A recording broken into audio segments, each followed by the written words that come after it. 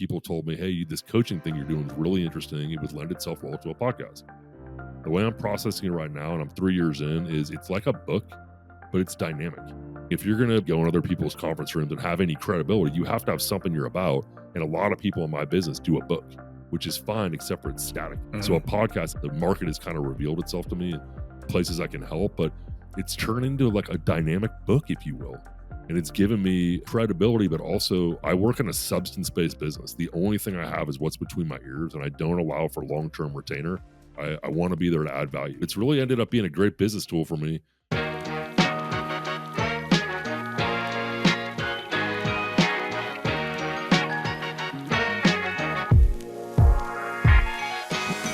Hello and welcome again to another episode of Sacktown Talks. Today, we're glad to be joined by Nick Warner, Nick Warner Consulting. Nick, how's it going? And thanks for joining us. It's going great. Thanks for having me. Yeah, it's pretty interesting. You have a pretty interesting path to kind of business consulting, but you started in lobbying and kind of in the building. Can you kind of tell us a little bit about your background and how you got started in the Capitol? Sure. Yeah, I'm a business coach is what I do for a living. And yeah, I mean, I started right out of UC Davis. I wasn't exactly sure what I wanted to do for a living. I ran into a friend of mine from the dorms, Nathan Barankin, who some Oh, people know really? from Wow. around the Capitol. He's a high-powered consultant, has had just about every top chief of staff job there is. And I lived in the dorms with him, UC Davis, and I was covering the Capitol for Capitol Weekly newspaper. And I knew I didn't want to be a reporter, Jared, because I was kind of covering what other people were doing. But it gave me a taste of the Capitol. I had a political science degree, and I ran into Nathan, who was working for then Assemblymember Bill Lockyer at the time. Right. And I said, hey, I'd love to get a job in the Capitol. And I remember him saying, Democrat, Republican, lobbyist, staffer. And I said, I don't really care if it pays $21,000 a year, $20,000 a year, I'll take it. And so I got a lucky break. I got a job as a legislative aide for the California Probation, Parole, and Correctional Association. I started writing letters for my boss, who was a lobbyist, going to hearings, kind of getting a flavor, if you will. And then I got recruited by a mentor of mine to this day, Carolyn McIntyre, who I believe is still chief of staff to Senator Bradford. She was at CSAC, the California State Association of Counties.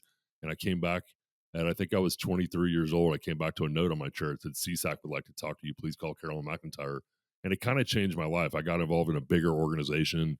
I went from one great mentor to another great mentor in Carolyn. I got to work with people statewide at the county supervisor and county level. So that gave me a good foothold, and then got a chance to get into the Capitol at a really young age.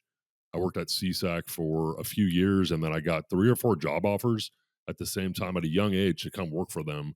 And I decided maybe I was a little over my skis, but I think maybe I'll start a firm. And I went back to these same groups and said, if I started a firm, would you hire me on contract? And all of them said, yeah, we don't need you necessarily full time. We just want you on our behalf. So I did. At 27, started a firm. It was me and a half-time assistant. I stayed at that for 25 years. I had as many as 30 employees and 6 lobbyists working for me. Wow. Some of the employees were association staff of folks that we represented, and they ended up blending into our staff.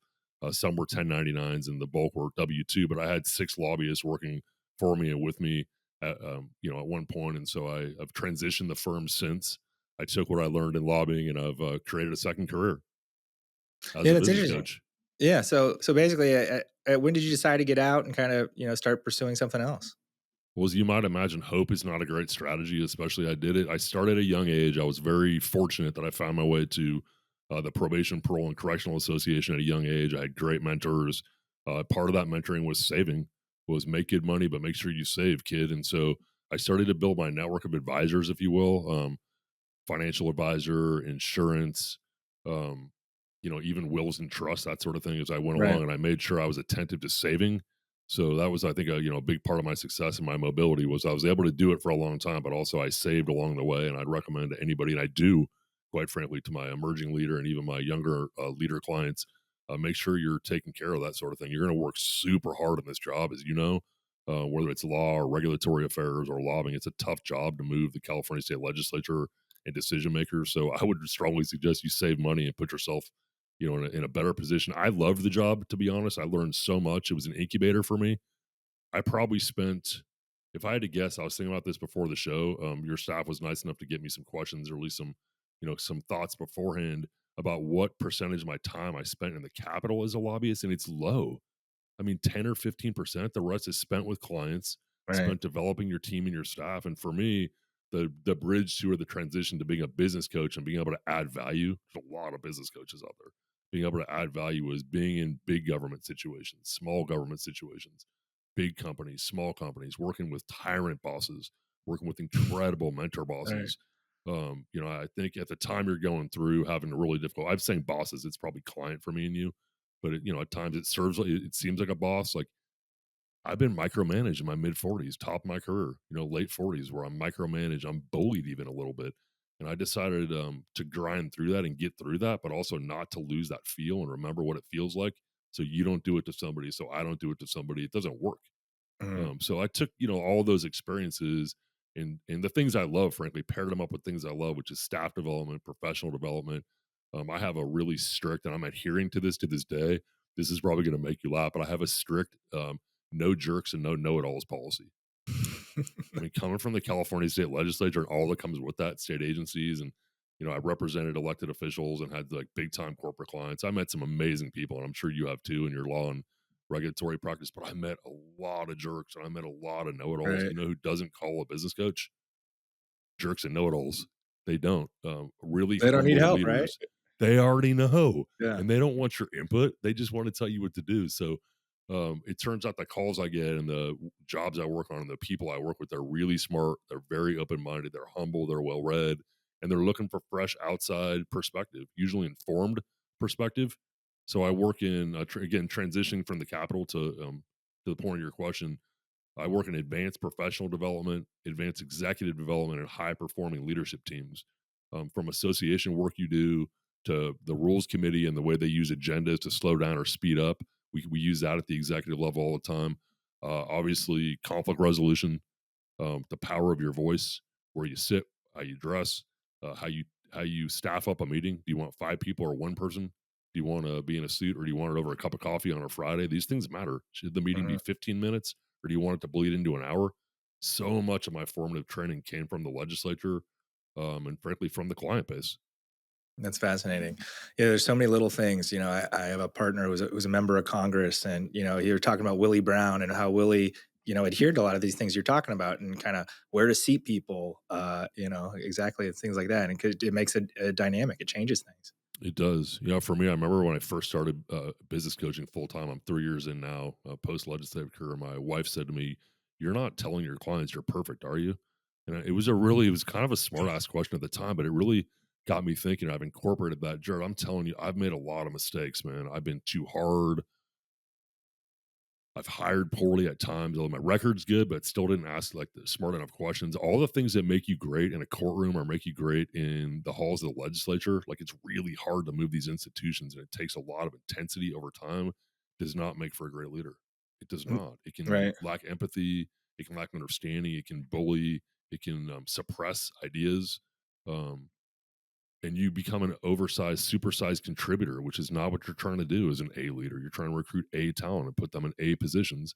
So I try really hard. I work in confidential sessions. Well, I don't want to say with people like you, but high level, oftentimes individuals like you who are looking to grow or looking to evolve. Um, and that's the space I'm really enjoying is the really motivated, humble leader who's seeking input. And it's not me getting on the phone or on the Zoom or in your conference room telling you what to do. It's matching that up in a confidential setting where we can be vulnerable, we can push and pull, we can kind of get into those nooks and crannies of um, they're not hearing me. Like, here's how I presented it. Okay, run it back to me. Like, let me know. I mean, how did you do it? What did it sound like? And so for the third time, I don't know what their problem is. They're not hearing me. Hey, Jarrett, they're not hearing you. Should we talk about that? Should we reorder it? Should we maybe do it a different way? Are you the wrong voice?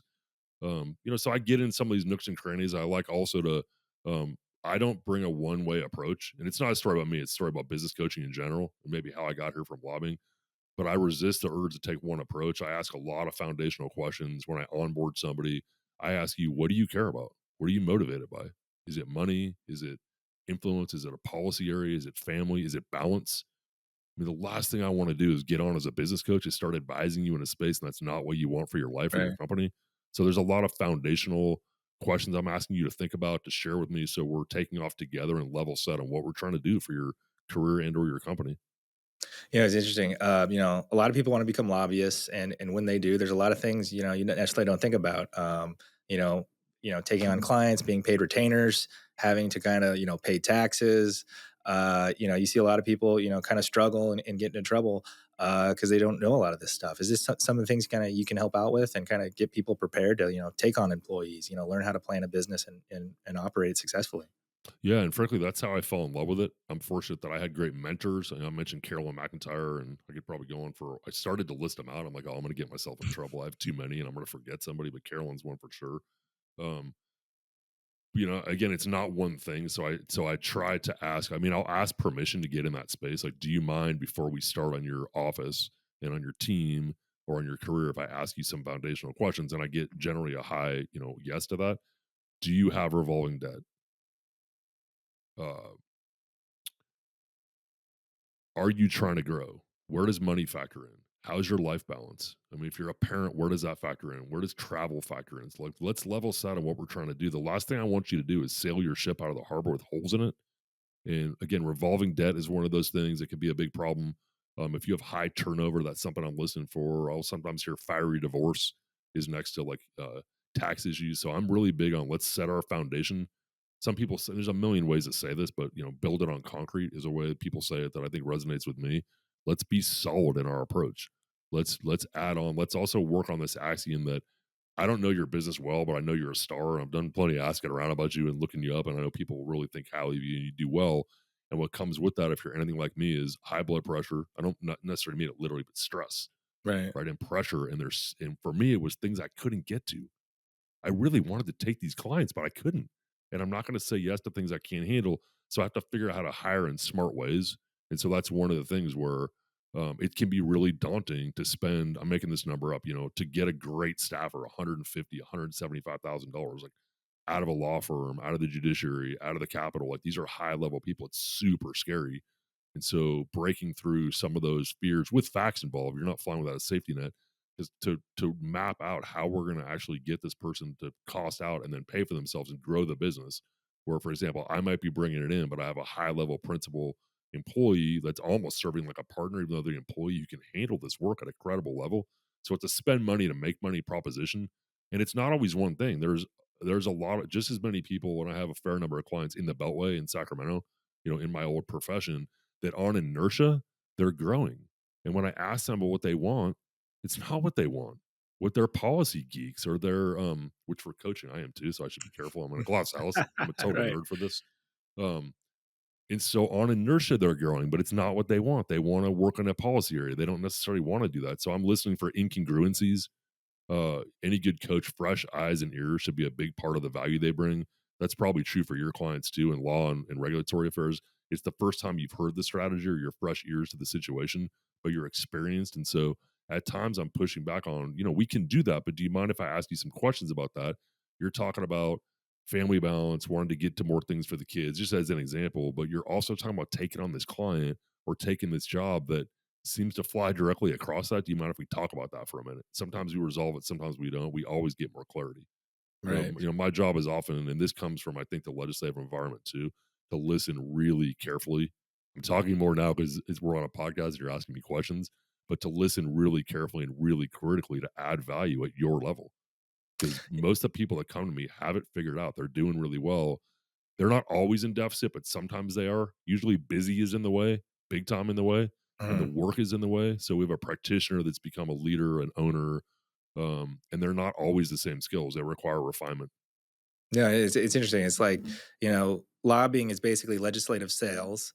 And sometimes you might be good at selling a policy, but you're not good at selling yourself. Kind of how do you kind of help, lobbyists who are looking to grow, who want to, I guess attract more business? Again, I don't think it's one thing, and I kind of snap back to that because I don't have like the answer. There's lots of coaching programs out there, and I highly encourage them. Anything that opens your mind, whether it's reading a 6 week program, Vistage, whatever it is great. Where I add value either in addition or in lieu of those things is I try to bring fresh eyes and ears to the conversation. And so it would depend on. You'd be surprised at how many people in our business don't have the upper end intensity. Like there's a time and a place where you have to lay an edge and you got to pick a fight and you got to do it smartly and you got to get out of it and you have to be able to work with that person afterward. Right. Um, it surprises me because at this high level, you think everybody be able to do it, and then just as many people that get here. Again, I don't know enough about you, so I'll use me as an example. the skill set of being a rough and tumble lobbyist where I will lobby till my feet bleed. I will move this legislature. I will be here before you leave and after you leave. That is not a great skill set leading people in a conference room. It's not. It's too intense and it's too quick and it doesn't consider. Um, and so it depends on the person. So I want to understand the strengths. Some of the foundational questions I ask are: what are you great at? What do you suck at? What gives you energy at work? What zaps your energy at work? I want to understand you. What motivates you? And let's go to work on that. There's no reason to hire me if you're you or if you're a top executive. You don't want to work on things. So I ask you to get vulnerable, not like cry and turn yourself inside out emotionally vulnerable. What are we here to do? I'm not inexpensive and my job is to add value. So the more you tell me, the more we can partner and expect me to share with you also. I have not been perfect. And here's what it feels like if you do it this way Mhm. or that way. So I try to ask probative questions to hear, what do you need to work on? Is it running a meeting? That's a really common thing we work on is running efficient meetings. Another thing we'll listen for is the enemy, as James Clear says in Atomic Habits, the enemy of priority 1, 2, and 3 are 3, 4, and 5. So it's not at all uncommon that I come across an emerging leader or even a successful veteran leader that's too busy. And when we get to the root of it, it's you're trying to handle too many things, and you have to do those things, but you can't prioritize all things the same way. Right. So it's it's different things, different ways. Getting past no is a great example. Like, okay, it's no, but it can't end it just no forever. Do we have another meeting? Is there a sliver of it? Um, can we get it agendized so we can keep the discussion going at least? I mean, there's a lot of ways we have to get around no. Yeah, that's a good point. The past couple years, the world's changed a lot, especially in technology. Kind of, what are you seeing in technology, and is it changing the way you're coaching and advising clients? That's a really good question in the coaching space. I've never been asked that. I think I do answer that because it's a little bit of an elephant in the room. I started coaching when I transitioned my firm and transitioned out of governmental affairs after 30 years and transitioned into coaching. I was using Zoom because it was convenient because everybody was using Zoom. When I announced to the world, those who would care anyways, that I was retiring and this is what I was doing, I got a lot of calls and a lot of taps on the shoulder. And I'm really blessed that I have a robust business in Northern California and especially in the Sacramento area. But it came with an expectation that we do like I did when I was in lobbying. We'll get lunch, we'll get coffee, we'll see each other in person. And I'm not able to do, for the most part, that effectively and efficiently. So I would explain to people, do you Yeah. mind for my schedule if we, and that went okay, but it's past that now. I see it differently now. It's a fantastic medium when I'm talking about Zoom or video calls. It's a fantastic medium for business coaching because there's no wait staff around us. There's no phones around us. I am 100% focused on you, and you are 100% focused on me. And so now I explain it different. It's not out of convenience, although I still need you to conform so I can keep my. I can't drive all over Sacramento to come see people and be efficient. But that's not the biggest reason. The biggest reason is watch the focus we create. I go, and I'm not sure how long other coaches go. I go 90 minutes in my sessions because these are adult issues and they require adult airings. And sometimes they reach dead ends and we explore something all the way and realize that's not it. But the virtue of Right. talking it through, um, I'm resisting some technology, although I have to catch myself in that. I do a lot of on site presentations. I work with leadership groups and sometimes even small businesses like yours on advanced professional development in the high performing leadership team space. And I go on site, I teach, I workshop. Sometimes I lead their meetings to, the staff of the team may not know I'm showing them, but I have some emerging leaders where let me run this section. Let me show you how to run an agenda, that sort of thing where they haven't seen it. But mostly it's in high level partnership where I'm working again, at your level and I even say above my level, where I have a handful of clients where, I'll feel myself getting nervous. And what I think to myself is, boy, I really hope I can add value at this level. And that's my challenge. So, I came out of lobbying knowing one thing. And I think if you stretch one of the things I would, say to you and others in your space is stretch your vision of your mobility. You have a lot of mobility you haven't even considered as an employer, um, as an advisor. Business, policy areas. But what I found that where it was so helpful coming out of lobbying was sociology and an understanding of people. And you don't ever master that because they're people and it's a living, ongoing thing. But we've seen a lot of situations, man, a lot of sticky situations, a lot of angry situations, a lot of dysfunctional situations where we have real serious issues that somehow we have to get through there. And so that training has been, I think really helpful. But at times on technology in particular, people want me to use PowerPoints. They want me to, and I'll get that input. But so far, I've resisted it because I'm getting the traction I need. I'm getting the fidelity I need, eyeball to eyeball. So when I Mhm. present, I'm still using some paper. I'm not putting stuff on the board because I'm trying to get these conversations soulful. And it's not soulful looking over my head onto a screen. It's Right. soulful looking in my eyes with me at the head of the conference table, asking for permission to talk about trust deficit. Because guys, we're good, but there's not enough trust when we leave these leadership meetings. It's fraying because Jared's talking to Johnny, who's talking to Jill, who's bad mouthing the decision that was made and the people in there. That's not how we Right. do it. So I'm Right. asking you guys permission in this meeting to get to the next level of this conversation if you're game. If you're not, I have presentation I can make and workshop, but I'm asking you permission to get into this space. And it's soulful. It can be emotional because people genuinely like really try when I'm there, and I'm only going to be there if you try. I'm in a second career. I took my own advice and others and I saved and I did well.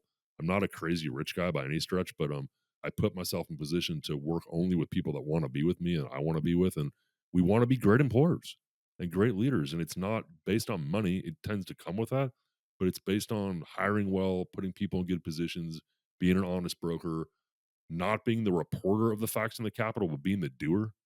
I mean, I'll run that by you. You tell me about that. I'm gonna flip the script on you real quick. I didn't like being a reporter because I don't want to interview you about what you're doing. I want you to interview me about what I'm doing. What's your Mhm. take on that as a practitioner? Interview me, what I'm doing. I don't Well, I in terms of you being a doer versus a reporter, there's so many people in your space. They report out what other lobbyists are doing and what other Right. advocates are doing. My guess is that's not your mindset. That wasn't mindset. You report on what I'm doing. I'm moving the field here. Yeah, Thoughts? I think, I guess what the difference is that I guess once you learn there's, like, a lot of different types of lobbyists, and they do different things, and yeah, you're right, you're kinda, like, describing, the person who just, mimicking information, and, yeah, it's just something I ran into yesterday where someone, was like, "Oh, are you watching the Senate floor?" And you're just kinda like, "Well, why?" And you're like, "Well, didn't you hear this rumor?" And it's just like, you can track down a rumor's truth in a second or two if you have the right connections. Yeah. So yeah, a gossip spreader, a rumor spreader versus actually going out and knowing what's happening and affecting change and plodding along, is totally different stuff. Yeah, But yeah, that's no, the common space in lobbying and business coaching. Not being a business coach, but who I work with is, it sounds crass. I don't even know exactly how to say it, like in a fancy scientific term, but there's no substitute for hustle. It's a go-getter's business. It's a go-getter's life.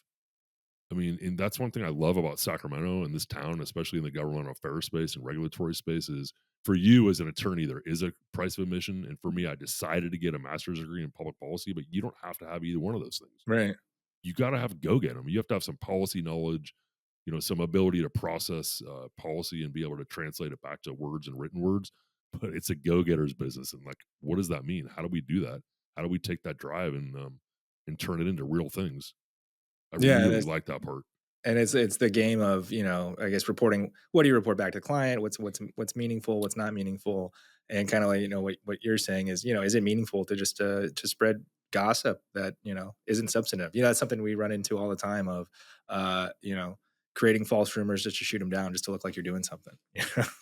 Yeah, and that shows itself over time. It shows itself in client retention. It shows itself in what meetings you get invited to and others don't. Over Right. time, the substance separates from the not as substantive. We definitely I spend a lot of time in various industries, and I work in, like, I'm looking at my project board, law firms, PR.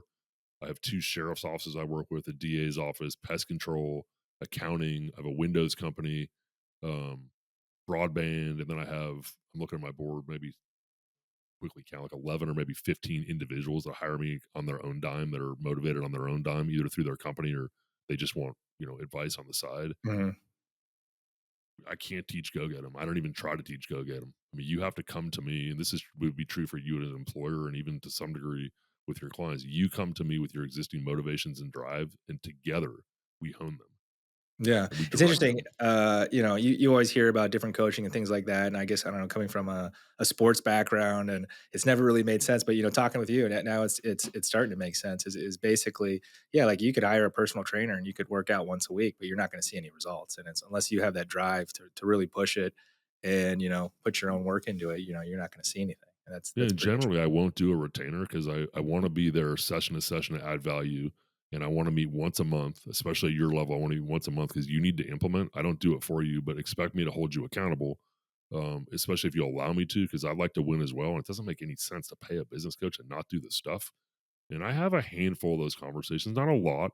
And I didn't know I was accountability partner coming out of lobbying into coaching. I had high level people paying me good money saying, "Oh, it's really helpful for you to hold me accountable." I'm like, "Oh, is that what I'm doing? I thought I was just being annoyed because I'm losing while you're not doing what we talked about." Right. So I do. I talk about myself as an accountability partner. I ask you permission, like, "Hey, I want to win, and I want to attach myself to people and to offices where we can make progress. And I want to be a great employer. We can't control the Capitol. We can't control courtrooms. I'll use the sheriff's office as an example. We can't control what happens on the street, but we have so much control over being great employers. And being a great human is 90% of the way toward being a great employer.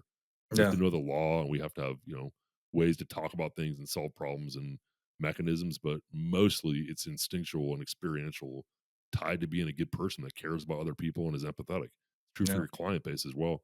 We spend a lot of time, I spend a lot of time with my clients in different industries on how to talk to their clients, how to brief their clients, how to deal with misunderstanding. You're as good as your clients, and we really need them educated in proper posture. And that can be really hard day to day. Some people and some groups are better, but the thicker your portfolio gets, the harder that can be, especially as you manage up to bigger issues. And that's a developed skill set. Yeah, and same with, partnerships, right? A lot of lobbyists get into partnerships and, they, end badly, because they don't agree how to do things. They don't think the work is split, the money's split, and you see that time and time again. And it goes back to kinda what you're talking about. If you're not a basic, happy, good person, then it's not gonna go well. Yeah, and then even at that, there's just so many things that being going from practitioner I mentioned earlier, like temperament or drive and intensity, that is really good for parts of your job and not as good from a leadership standpoint.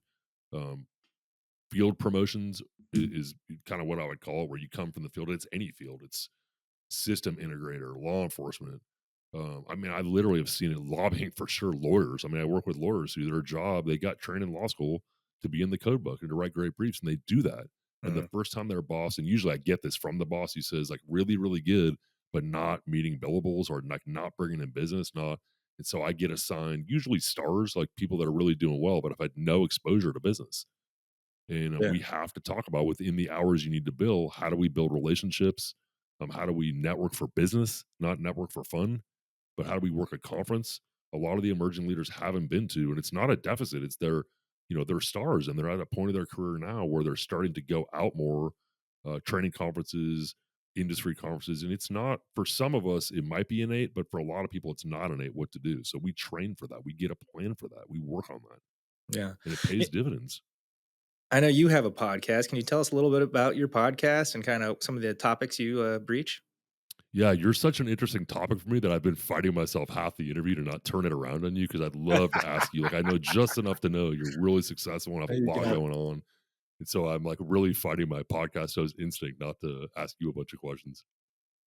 Yeah, the podcast called Together at the Top, and it's just worth the notes. It's I get a chance to. My motivation is to learn. I love to learn, and so it's an opportunity for me to learn at the highest levels and to use my political and business connections to tap people on the shoulder, and then for others that are interested in learning along with me to do the same. What I've taken to doing, I've interviewed mayors and movie studio heads and heads of TikTok and heads of Amazon and like all kinds of interesting people that we know and can find our way to. But I'm also starting to interview emerging leaders and younger leaders. And I think it's really important. I'm 53.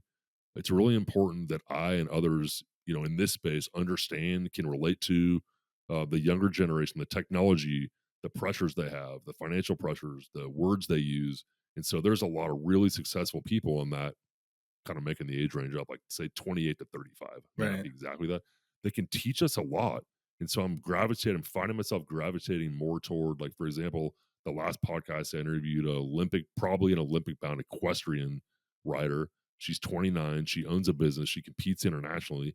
And I scrub out the horse part for the most part and get to the leadership stuff, like the drive stuff. There's so many common denominators. I ask a lot about mistakes they've made. There's a lot of crooked road, meaning people started out to do this and ended up doing that, which I find really, really interesting as a coach and as somebody who's trying to positively influence people, mostly coming up behind me.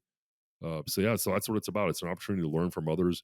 It's really interesting how it's turned out because Started the podcast, and I'd like to ask you the same question. I started the podcast because people told me, "Hey, this coaching thing you're doing is really interesting. It would lend itself well to a podcast." So I did it, and it was going well, and I liked it, but that's not how it's turned out. It's different than that. The way I'm processing it right now, and I'm 3 years in, is it's like a book, but it's dynamic. Right. Meaning, if you're going to be a speaker, which I am, and a coach, which I am, and go in other people's conference rooms and have any credibility, you have to have something you're about. And a lot of people in my business do a book, which is fine, except for it's static. It's set it and forget it. So a Mhm. podcast, and I didn't know this. I didn't know I was an accountability partner. I didn't know I was going to do team building. I thought I was going to do executive coaching. The market has kind of revealed itself to me in places I can help, but it's turned into like a dynamic book, if you will. And so I've done 27 episodes over 3 years. I do one a month. I go deep. I go about an hour, and it's given me, I think credibility, but also I work in a substance based business. The only thing I have is what's between my ears, and I don't allow for long term retainer. I want to be there to add value. It's a second career for me, and I'm super motivated by helping people, which I kind of knew, but I didn't know how much I was going to love it. Um, and so, yeah, I mean, so I really want to get people in that posture where, where they're open minded. They bring their skill set. I bring my skill set. Um, So I don't know if that's responsive to your question or not, but I'll No, start yeah, there totally. anyways. And what's the show called, and where can listeners find it? Together at the top, every the last Tuesday of every month, Apple, Spotify, wherever you find it, or wherever Okay. you listen to your podcast. Yeah, but it's really ended up being a great business tool for me because when I go in, they usually say, "Oh, we've been listening to your podcast. As soon as our boss told us we're going to be working with you, we've been listening to your podcast. I really like how you talked about this, or I really like what that person said." So again, it's a dynamic platform. It's more work, as you know. I Mhm. mean, for you, you do more than one show a month, so it's a lot of work. But what has been your experience, benefit from the podcast? It's interesting because you're talking about crooked past. It's like I never sought out to do this or thought I'd do this, but you just kind of end up doing it. And I guess two is one, you create relationships with people you never met or never knew, and it gives you another side. Meeting with members and having members come and kind of telling you their story, and then just more notoriety, right? You can be seen digitally, and it's like people know you before they really know you, right? Yeah, I think it's substance based marketing. I haven't heard that said before, but you deal in substance, and I deal you deal more in relationships than I do. And I used to deal more in relationships when I was in governmental affairs. I deal in relationships, but it has to be substance right away, like right away, right away. Right. Getting the meeting has nothing to do with it. I have to add value right away. Um, And so so, like, from what you described, like, you're getting a lot of high level guests. Kind of how are you achieving that? I'm trusting my gut, which is a little bit of a weird way to say it. At times, my gut screams at me like, "Oh, you don't have anybody next." I'm like, "No, it'll come, it'll come, it'll make itself seen." And so I have a project board, which are people I'm working with that helps me kind of fire my synapses. I get input from people. Like for example, was use your political connections to get to business questions. So I have a lot of people that I work with in politics, but I'm not asking them about politics. I'm asking them about their business. They're really successful people. How did you get there? How did you get to the head of the studio? How did you get to the number two at TikTok? Mm, What about all these other jobs you have? What do you mean you used to be in theater and now you're a business owner of storage facilities? How did that happen? right. So I'm just trying to and I listen in the world really well. I love people. I love this space of interesting, humble, motivated people who want to get better. Again, I'm totally turned off by know-it-alls. I've had way too many. So I've picked up a few people along the way. A clothier, for example. I was in Marin County in Sausalito. I went to Tom Hiller's menswear. I met the owner, and he has lectured at Harvard. He's lectured at Wharton Business School. He understands the power of what you wear and wardrobing for business. So immediately he was on my radar, and I came back and interviewed him for an hour. And I still to this day get it was one of the Yeah. best interviews because I'm trying to keep an eye on practical. I work in the practical, and a lot of coaches work in the theoretical. I work in the practical. So I'm listening Yeah. to turn my relationships that were political into practical learning opportunities for my clients and myself. It's kinda interesting, just kinda what you're talking about is, like, we were talking earlier about technology and how it's changed, but, like, the whole world has changed in the last 4 years because of COVID, and it's kinda like what people wear now versus what they wore 4 years ago is totally different. Like, what's acceptable in a meeting is Yeah. totally different, right? Are you seeing those changes? And when you talk to these high level people, is that change there? Like, versus, having to be there in person versus being on Zoom, what to wear, how to act, it seems like all this stuff has changed. How do you adapt to that? And what changes have you seen? Yeah, you ask really great questions. Again, I don't think it's one thing. I think it's a lot of different things and a lot of different people. So if I keep coming back to that, it's because it's a theme, and because you'll hear me as a coach trip up on making anything one thing. I Mhm, try really hard to keep my filters clean and keep my lenses clean and come in clean. Um, and from there, it depends. I mean, there's some businesses where it makes great sense to be remote. The owner wants a remote, and they're very clear of what it is, and they communicate clearly, and they have very few issues, and it works. And I don't say much about it because it works for them. There's others where there's a real tension. What I see is disorganization, and that's where I push is so you want people in the office part time, but you don't organize around core days and core times. So they just come in willy nilly. And when I ask the person from LA who comes up to the office in Sacramento how to go, she says it went fine. Like, well, so were you able to sit into the staff meeting? Were you able to sit in the big team meeting? No, nobody was really there that day. And I'm like, like that doesn't make any sense to me at all. I really, I really want like the owner of the firm or the managers of this team to have organized. If you're going to be hybrid, let's be hybrid for a reason. Let's have a mhm, strategy and let's again organize around core days and core times. I'm still of the mind, and if it's old school, then it's old school. But I think it's tested against new school that the power of being together is important. You have to be together all the time. It depends on the business. It depends on the days. It depends on, I think, a lot of things. Um, but I'm of the mind that no touch is no good in a lot of businesses, and but you have to do it in an organized way, in a thoughtful way, and get the most out of that time. I don't again think you should set it and forget it, but I think the leader, whether it's Marcy Frost at CalPERS, whether it's the governor, whether it's you as a business owner, make a decision about what you care about and go from there. Do I think it's important, for example, for people to be together a couple days a week for key staff meetings, for key client meetings? I do. Okay, well, let's organize around that. Do I think it's important for people to be here? I don't. I'm going to be remote as the owner and manager. I made it really clear to people it's remote. Okay, fine. Like, how do we account for time changes? What do we expect from people in the reply? Because that's a big thing. Is we're using Zoom as the backdrop for our communication, the electronic part, but I put it in and I don't hear back from people. Oh, I'm not a mm, Zoom person. I go, eh, right. that's not a I don't thing. Like, I don't have my there's camera trade-offs on, here. yeah. Right. So, yeah, it's not one thing, but it's when it settles into the thing, it needs to be tight, efficient, defined, explained, and I think still somewhat flexible because the situations change and people change. A lot of it is front end communication. I see excellent front end communication that solves problems in advance and very poor communication, largely because the owner or the manager or the decision maker is selling the person on the job and they don't mean to lead them astray. They're just in love with getting this person. And a few months in, when the person needs to work from home on Friday, they've never talked about it. It was assumed, it was misassumed, it was misaligned, and then we got some trouble. Right. That makes sense. You were in politics for 30 years. Is that something that you used to still keep your tabs on? Do you still follow bills and elections, or are you just totally out of it? That's a fun question. I'm definitely not totally out of it because I'm a involved citizen and like I care a lot, and so that part sticks with me. But I've had to work on some muscle memory things. I remember hearing from mentors, it's NEP. Like, what does that mean? Because it's not Ed's problem, or NDP. It's not Diane's problem. What does that mean? It means I care a lot, including about the people I left behind, but it's not my problem, so I have to process it. I caught myself early on in career transition, especially after that chapter being so long and involved on my bike on the American River Trail. I want to say I'm on mile 40, but I'm making stuff up. I'm on mile 20 or 25, and I'm thinking about something I read in the Bee about a sheriff or about an issue. I'm like, no, no, no, Nick, stop, stop, stop. You can care, but it's not your problem. So I Right. do keep tabs on, including I have a thick portfolio in Sacramento. I don't talk about legislation. That's not my job anymore, but I need to be able to understand. So the first thing I do every morning is I read Rough and Tumble every morning. That's always been true. Um, my progression's Rough and Tumble, USA Today, Wall Street Journal, but I start with the Rough and Tumble because it's a really good representation of what's going on through different Mhm. issue areas. Because if I can't understand my clients' pressures or help them with some tactical, um, I'm not going to be any good. But that said, I really believe in a lot of spaces axiom of decentralized leadership.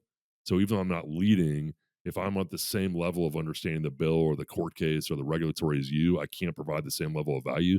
So I understand it, but I don't go into detail on it. And I found that I'm able to provide big value to my clients in these general spaces by understanding the environment and not the people. Part of the reason you saw me smile when you asked me that fun question is, sometime every day somebody says, Senator this or that, or some member this and that. And I get a big smile on my face. I go, I know Nope. what you're talking about. Yeah. for the first time in my life. I don't know what you're talking about, but I still think I know the dynamics. So run it by me. Right. I guess you kind of came up in a time of like where, some of the old members were around a long time and then term limits and things change quickly. Can you relate to that when they kind of gripe about members? You don't know the member, but maybe you remember a member like that a long time ago. I hope that, I mean, at some point this will run out. Like I said, I'm 53 and I never, like, I meant to retire after I got out of governmental affairs and I really fell in love with this thing. But I have it in my head that somewhere there's a relevancy. And I don't know why I'm tying it to 60 because some of the most talented people I know in the business or any business are way past 60. But for me, thinking about where's that elasticity, like where do you lose relevancy to being able to, like, I have a lot of younger, not a lot, but I have definitely a thick emerging leader portfolio. And I'm 53 and I connect with them. I understand them. I remember these pressures.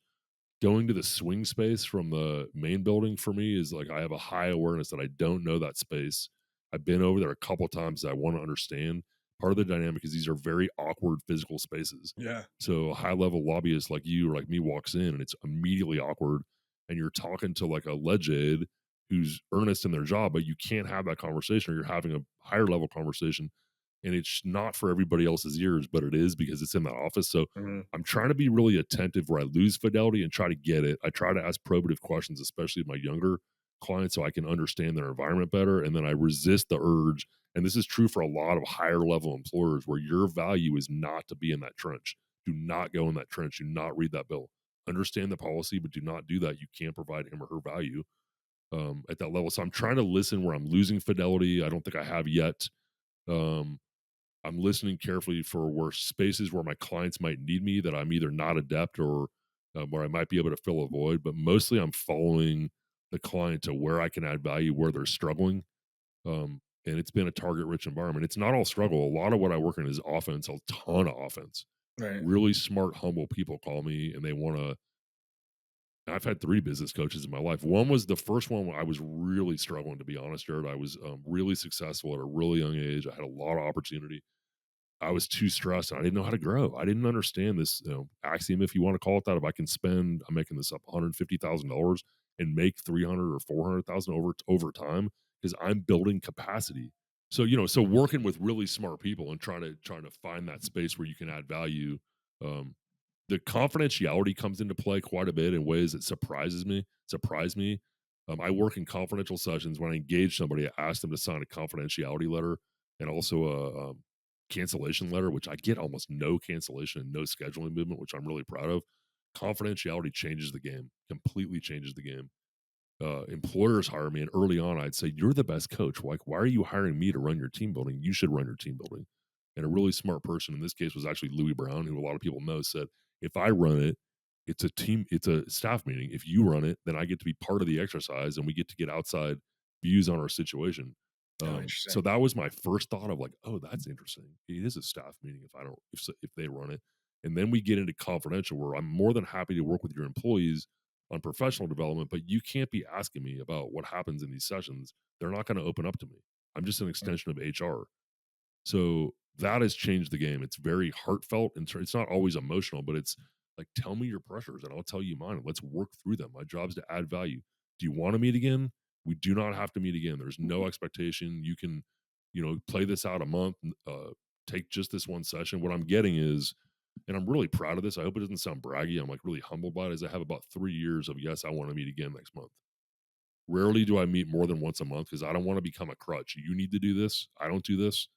But the level of growth we see, both from I'm not going to commit in the middle of my busy day to 90 minutes if I'm not going to do something, and I'm not inexpensive any more than you are. And so, like, commit to this if we're going to do it. And I want to win too. So if you're screwing around, bye bye. Yeah. Yeah. We get result. That's the thing. And then I try really hard on the front end. I hope, like you do with clients, to ask smart questions up front to get a sense of who you're dealing with and how it's going to go and be really honest about it. I want the money. I like getting paid, but I'm really here to add value. So that's what I listen for. And then it turns out the rest comes. Right. Can you share some success stories with us, generically, just kind of some things you worked on and how it turned out? Yeah, that's a great question. I mean, it's probably for me much more important that the client says this than me because it's, my observation. But in Sacramento, because this is Sacktown Talks, um, mostly it's been practitioners, so state agency folks, local government officials for sure, definitely for sure. As I think about that, lobbyists and staffers who come from like doing the bill and being told what to do, and that's fine. But now they have business responsibility, management responsibility, or a big one is getting clients responsibility. So I'm definitely doing quite a bit of work individually with young emerging leaders in the legal regulatory lobbying space on how to bring in clients, how to cultivate relationships, how to again work at conference. I think the thing I'm most proud of is I seem to be attracting, and I'm trying to only say yes to, although on the front end sometimes it's hard to suss it out, people that really want to make their workplaces warm. We can't, I think I mentioned this before, we can't always uh, fix or address or mitigate the tomfoolery that goes on in the Capitol or dysfunction.